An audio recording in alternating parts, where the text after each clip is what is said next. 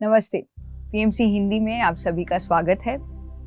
आज पूर्णिमा के शुभ अवसर पर इस विशेष ध्यान सत्र में हम फिर से आपके समक्ष एक अद्भुत ज्ञान सत्र लाए हैं। पत्री जी के द्वारा दिए गए विजडम को, पत्री जी द्वारा दिए गए ज्ञान को।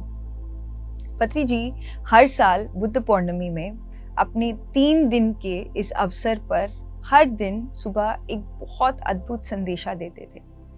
बुद्ध कैसे बन सकते हैं। 2019 में पत्री जी ने एक अद्भुत कॉन्सेप्ट दिया था जिसको उन्होंने इंग्लिश में कहा था नो कंप्लेन कॉन्शियसनेस, यानी कि एक शिकायत रहित चेतना में जीना। तो चलिए दोस्तों, आज हम इस ज्ञान सत्र की शुरुआत करते हैं पत्री जी के द्वारा दिए गए कॉन्सेप्ट को। पत्री जी ने अपना संदेशा देते हुए सबसे पहले शुरुआत किया और कहा कि हम प्रापंचिक जीवन में समझौता कर सकते हैं, लेकिन आध्यात्मिक जीवन में समझौता नहीं कर सकते।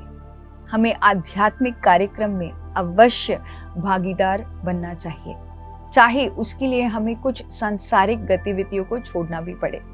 हमारे जीवन में आध्यात्मिकता प्रथम स्थान पर होनी चाहिए और प्रापंचिक विषय द्वितीय स्थान पर होनी चाहिए। तो संदेशा शुरू करते हैं पत्री जी और बताते हैं कि ध्यान ही जीवन में आनंद, संतुष्टि, शांति और सामंजस्य प्राप्त करने का एकमात्र मार्ग है। यही संदेशा पत्री जी उस पूर्णिमा से अब पीएमसी हिंदी के माध्यम से हम पूरे विश्व को देना चाहते हैं। हम सब बुद्ध हैं, हमें ये जानना है कि बुद्धत्व क्या है। तो आज के सत्र में हम बुद्धत्व को और गहराई से जानेंगे। यदि जीवन में किसी भी कारण कोई भी समस्या हो तो आप बुद्ध नहीं हैं। फिर से मैं दोहराना चाहूंगी, यदि आपके जीवन में किसी भी कारण कोई भी समस्या हो तो आप बुद्धत्व प्राप्त नहीं किए हैं। यदि आपके जीवन में कोई समस्या नहीं है तो आप एक बुद्ध हैं। आप दूसरों के लिए समस्या ना बने और ना ही दूसरे आपके लिए समस्या बने, यही एक बुद्ध की क्वालिटी है। हमें हर परिस्थिति में आनंदित रहना चाहिए। यदि आपको अपने माता पिता, बच्चे, मालिक, नौकर आदि से समस्या हो तो आप अभी भी बुद्ध नहीं बने। ध्यान हमारी आंतरिक क्षमता को बढ़ा देता है। ध्यान से एक गायक उत्कृष्ट गायक बन जाता है। ध्यान से एक इंजीनियर एक उत्कृष्ट इंजीनियर बन जाता है। ध्यान अभ्यास समस्याओं का समाधान करने के लिए नहीं है। मैं फिर से दोहराती हूँ, ध्यान अभ्यास समस्याओं का समाधान करने के लिए नहीं है, अपितु एक उत्कृष्ट जीवन जीने के लिए है। योगा कर्मसु कौशलम, ध्यान हमारी प्रतिभाओं को निखारने के लिए है। ध्यान करने से आप एक उत्तम वक्ता बन जाते हैं, लेकिन एक शिकायत रहित चेतना हमें बुद्धत्व प्रदान करती है। जब आप शिकायत रहित चेतना का अभ्यास करते हैं तो आप एक बुद्ध बन जाते हैं। पिरामिड स्पिरिचुअल सोसाइटीज मूवमेंट एक ऐसा संघ है जहां पर हम एक बुद्ध बनना सीखते हैं। जैसे हम विज्ञान और इंजीनियरिंग सीखने के लिए उससे संबंधित विश्वविद्यालय जाते हैं, जिम जाते हैं अपनी मसल्स को मजबूत बनाने के लिए, ऐसे ही हम पीएसएसएम में जुड़ते हैं बुद्धत्व सीखने के लिए। इसके लिए हमें सबसे पहले एक शिकायत रहित चेतना का अभ्यास करना है। बहुत सारे उदाहरण हैं शिकायत रहित चेतना के। हमारे भारतवर्ष में इतने सारे महान पुरुष जीवित हुए हैं जिन्होंने अपने जीवन में यह उदाहरण जीते जीते हमें दिखाया है। जैसे कि रमणा महर्षि जी को कैंसर हो गया था, फिर भी उन्होंने कभी भी शिकायत नहीं की, अपना मौन नहीं तोड़ा। श्री बाल गंगाधर तिलक जी को अंडमान जेल में डाल दिया गया था, फिर भी उन्होंने कोई शिकायत नहीं की। उन्होंने 5 साल जेल में रहकर भगवत गीता लिखी। जीसस को सूली पर चढ़ा दिया गया था, उनके हाथों में कील ठोक कर उनको सूली पे चढ़ा दिया, फिर भी उन्होंने शिकायत नहीं की, बल्कि उन्होंने कहा, हे ईश्वर, इन्हें क्षमा कर दे, क्योंकि ये नहीं जानते ये क्या कर रहे हैं। They do not know what they are doing. Arya Samaj के संस्थापक स्वामी दयानंद सरस्वती जी को पानी में शीशा घोलकर पिलाया गया। ये जानते हुए भी इसको पीने से उनकी मृत्यु हो जाएगी, उन्होंने खुशी खुशी उस पानी को पिया था। सोक्रेटिस को कहा गया था कि तुमने जो किया है उसके लिए तुम्हें क्षमा मांगनी पड़ेगी, नहीं तो तुम्हें मृत्यु का दंड दिया जाएगा। फिर भी सुकरात ने क्षमा नहीं मांगी और खुशी खुशी जहर पी लिया। मोह माया का भ्रम ही हमारे लिए एक समस्या है। बुद्ध बनने के लिए ध्यान की नहीं, एक शिकायत रहित चेतना की अभ्यास की आवश्यकता है। यदि आपके रिश्ते, नाते, माता, पिता, समाज, अड़ोस पड़ोस और संसार से कोई समस्या नहीं है तो आप सही मायने में एक बुद्ध हैं। बुद्ध बनना बहुत आसान है, साथ ही साथ बहुत कठिन भी है। बुद्ध बनने के लिए ध्यान और स्वाध्याय की भी आवश्यकता नहीं है। केवल घर पर रहकर एक शिकायत रहित चेतना का अभ्यास कर सकते हैं। खाना नहीं है, कोई समस्या नहीं। नींद नहीं आ रही, कोई समस्या नहीं। मच्छर काट रहे हैं तब भी हमें कोई समस्या नहीं होना चाहिए। और पत्री जी ने एक बहुत अद्भुत उदाहरण दिया था उस दिन, जब उन्होंने ये एग्जाम्पल दिया था कि मच्छर काटने पर भी हमें कोई समस्या नहीं होनी चाहिए। तो उन्होंने एक स्टोरी हमें बताई। स्वामी विवेकानंद जी अपने मित्र के साथ अपने गुरु रामकृष्ण परमहंस जी को मिलने जा रहे थे। शाम का समय था, तो उन्होंने अपने दोस्त को बताया, तुम रुको, मैं 20 मिनट ध्यान करके आता हूँ। तो वो जाके पेड़ के नीचे बैठकर ध्यान करने लगे।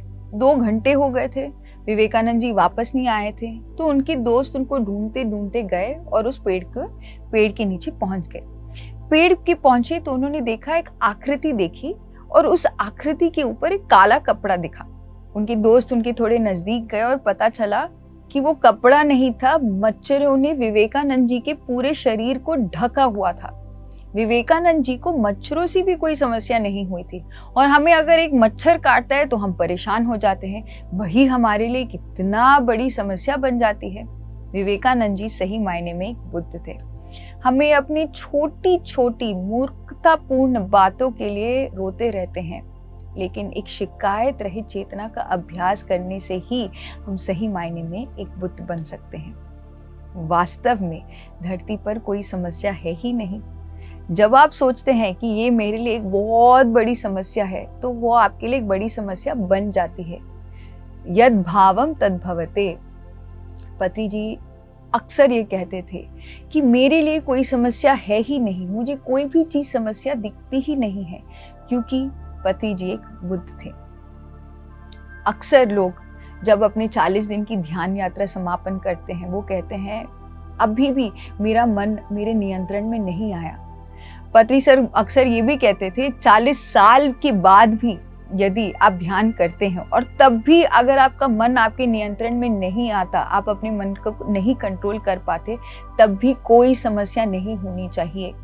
ध्यान हमें अपनी योग्यता, दक्षता, कार्यक्षमता को बढ़ाने के लिए करते हैं।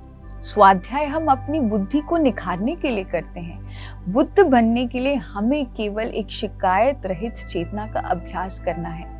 आप जो करना चाहते हैं वो करें, और दूसरे जो करना चाहते हैं उनको भी करने दें। यह भी एक बहुत महत्वपूर्ण बात है। तो एक और एग्जाम्पल पत्री जी ने दिया था कि, और ये बहुत फेमस एग्जाम्पल है, बहुत सारे लोग इसको अलग अलग प्रवचनों में भी सुनते भी हैं। तो आज़ादी के पहले एक क्रूर अंग्रेजी अफसर भारत आए। वे सभी योगियों से घृणा करते थे और सभी को मार देते थे। तो उनके एक साथी थे, उन्होंने कहा जिस एक शहर में वो पहुंचे कि यहाँ पर एक योगी रहता है, उनको ज़रूर हमें यहाँ पर बुलाना चाहिए। तो वो योगी को बुलाते हैं और वो योगी से पूछते हैं, क्या आप एक योगी हैं? तो वो योगी बताते हैं, हाँ मैं एक योगी हूँ।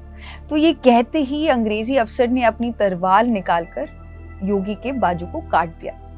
योगी ने अपने दूसरे हाथ से नीचे गिरे हुए बाजू को उठाकर वापस लगा दिया और फिर दोनों हाथ जोड़कर उस अफसर को नमस्कार करके वहां से वो चले गए।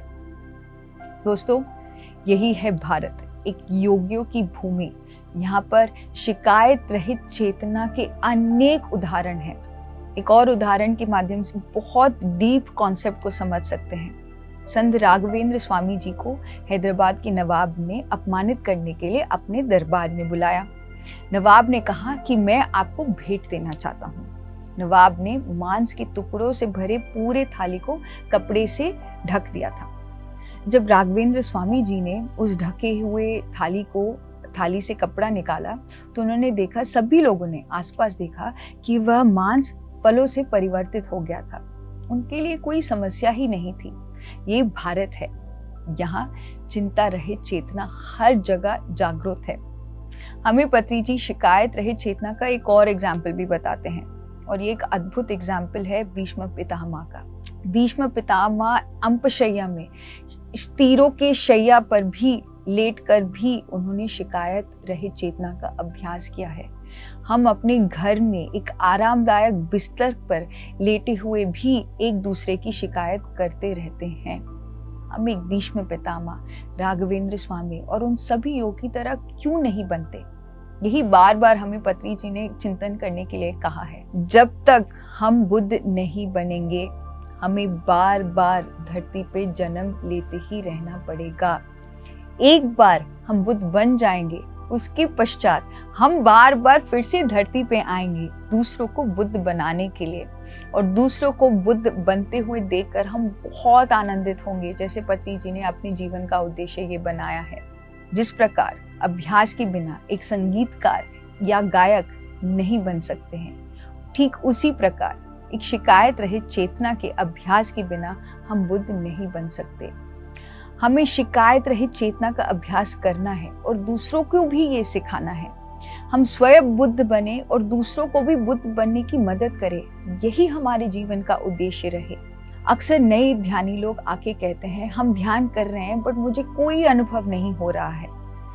इसके लिए भी हमें कोई समस्या नहीं होनी चाहिए। किसी की तीसरी आंख खुली है तो किसी की तीसरी आंख नहीं खुली है, तब भी तो हम अपने प्रति हीन भावना का शिकार होकर हम अपने लिए ही समस्या खड़ी कर देते हैं। हम स्वयं ही स्वयं के लिए समस्या बन जाते हैं, दूसरे भी हमारे लिए समस्या बन जाते हैं। जब वो बनते हैं तो हम बुद्ध बने ही नहीं हैं। ध्यान में आपको अनुभव हो ना हो, मन नियंत्रित हो ना हो, यदि आप हर हाल में खुश रहते हैं तो आप एक बुद्ध हैं। आप ध्यान करें ना करें, केवल एक शिकायत रहित चेतना का अभ्यास करने से आप एक बुद्ध बन जाते हैं। बुद्ध बनने का संबंध ध्यान से बिल्कुल है ही नहीं। बुद्ध बनने का संबंध शिकायत रहित चेतना का अभ्यास करने से है। हम किसी के बारे में भी अगर हम शिकायत करते हैं, हमारे जीवन में किसी के प्रति भी अभी भी हम शिकायत रखते हैं, तो हमने अभी भी बुद्ध की स्थिति प्राप्त नहीं किया है। मुझे अभी भी याद है, पत्री जी ने 2019 में दिल्ली आए थे वो, तो उन्होंने एक स्टोरी बताया था वासुदेव और देवकी देवी जी का। बहुत गंभीर कहानी है ये, जिससे हम सीख सकते हैं क्या जीवन में, हमारे जीवन में सही में इतनी समस्या है। ये उदाहरण देते हुए पत्री जी ने बताया कि वासुदेव और देवकी जी कितने महान मास्टर्स थे। देवकी जी के भाई राजा कंस को एक ऋषि ने बताया था कि वासुदेव की 8वीं संतान उनका वध करेगी। यह सुनकर कंस जी ने अपनी बहन देवकी जी और उनके जीजा वासुदेव जी को जेल में डाल दिया था। कंस ने उनको कहा कि आपके जितने भी संतान होंगे उन सब का वध मैं करूंगा। जब आपकी कोई संतान बचेगी नहीं तो मेरा वध कौन करेगा? तो जैसे ही देवकी जी के बच्चे पैदा होते थे, उनको पकड़कर उनका गर्दन काट देते थे कंस जी। उस माता पिता का क्या हाल होगा जिनके बच्चों को उनके आंखों के सामने ही मौत के घाट उतारे जाते हैं? क्या आप उनके दर्द को बयान कर सकते हैं? ये जानते हुए भी कि मेरे बच्चे को जन्म लेते ही मौत के घाट उतारा जाएगा, पहले बच्चे की मृत्यु का दर्द सहते हुए भी, दूसरे बच्चे का मृत्यु दर्द सहते हुए भी, तीसरे बच्चे का जन्म देना और अपने संसार को चलाना, यह कोई साधारण बात है ही नहीं। क्या आप ऐसी परिस्थितियों में रह सकते हैं? जेल में रहते हुए, संसार करते हुए, इतना दुख सहन करते हुए, सब कुछ जानते हुए भी बच्चों को जन्म देना, बच्चों के जन्म देने के पश्चात उनका मौत सहना, क्या कोई भी माँ बाप उनकी तरह इतना दुख सहन कर सकता है? वही इतने महान मास्टर्स हैं। बच्चों की मृत्यु के उपरांत जब लोक कल्याण के लिए उनके 8वें बच्चे का जन्म लेना हुआ, देवकी जी और वासुदेव जी की यह महानता थी हम छोटी छोटी बातों के लिए रोते हुए पश्चाताप करते रहते हैं। घर के संसार में रहते हुए हम उनकी तरह क्यों नहीं बन सकते हैं? पत्री जी ने ये बहुत गहरी बात हम सबके सामने शेयर की। क्या हमारे कष्ट उस माता पिता के सामने कुछ भी है? क्या उन्होंने कभी भी कोई शिकायत की थी? जब भी आपको कोई भी समस्या हो, आप उस समय वासुदेव और देवकी जी को याद करें, आपको आपकी समस्या का समाधान मिल जाएगा। एक बच्चे की मृत्यु होने पर जब हम अपनी सारी जिंदगी रोते रहते हैं, घर संसार में जो भी हो रहा हो उसे शांति से हमें सहन करना चाहिए। जब आप स्वयं देवकी देवी जी और वासुदेव बनेंगे, तभी आपके बच्चे भी श्री कृष्ण होंगे। अपने दुख को आनंद पूर्वक सहन करें। हम सब लोग ये कहानी जानते हैं, बट हमें इसमें जो आत्मज्ञान है उसको अभी तक हमने पूरी तरह से ग्रहण नहीं किया है। जब पत्री जी ने मुझे ये उदाहरण बताया था, हर एक जीवन की परिस्थिति में मैं इसी माध्यम से सोचती रहती हूँ, क्या मेरे जीवन में जो भी अब मैं समस्या, अभी भी मेरी चेतना का इतना विस्तार नहीं हुआ है, पर जब वो समस्या मेरे जीवन में आ रही है, यानी कि कोई ऐसी परिस्थिति घटित हुई है जिसमें मैं समस्या करके एक इमोशन को, मुझे इस बात से चोट पहुंची है या अच्छा लगा या बुरा लगा, जब ऐसी इमोशन को मैं अनुभव कर रही हूँ, अपने आप से ये प्रश्न पूछती हूँ, क्या सही मायने में मेरे जो समस्या है मेरे जीवन में उस देवकी देवी जी से कम है या ज़्यादा है? तो अपने आप ही मुझे मेरे समस्या का हल मिल जाता है। हमारे दुख के कारण हमारे कर्म ही है दोस्तों। क्या आपके अंदर दुख सहन करने की इतनी क्षमता नहीं है? आध्यात्मिक विज्ञान का यह एक अति महत्वपूर्ण मापदंड है कि आप अपने दुख को कैसे लेते हैं। इस पूर्णिमा में हम सब साथ मिलके ये ठान लेते हैं अपने जीवन में, आज से हम कोई शिकायत नहीं करेंगे। आज के इस पूर्णिमा के शुभ अवसर पर हम सब लोग अपने मन में ये ठान लेते हैं कि हम सब बुद्ध बनेंगे। तो कैसे बनेंगे बुद्ध दोस्तों? एक शिकायत रहित चेतना में हर पल जीना। आज से कोई शिकायत नहीं करेंगे, कोई धारणा या मत को नहीं फॉलो करेंगे, कोई मूल्यांकन नहीं करेंगे। सभी परिस्थितियों को हमेशा खुश रहते हुए अपने बुद्धत्व को प्राप्त करेंगे।